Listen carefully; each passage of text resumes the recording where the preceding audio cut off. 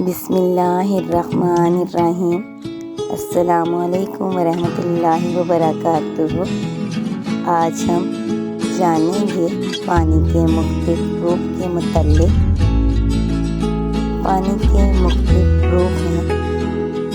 اوپر اٹھے تو بھاپ ہے، اوپر سے گرے تو بارش ہے، جم کے گرے تو اولا ہے، گر کر جمے تو برف ہے، پھول پر گرے تو شبنم ہے، پھول سے نکلے تو ارگ ہے،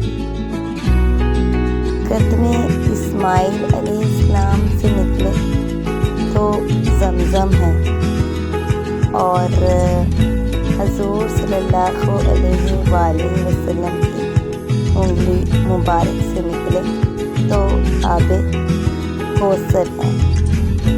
تو پانی کے کتنے مختلف روپ ہیں، دیکھیں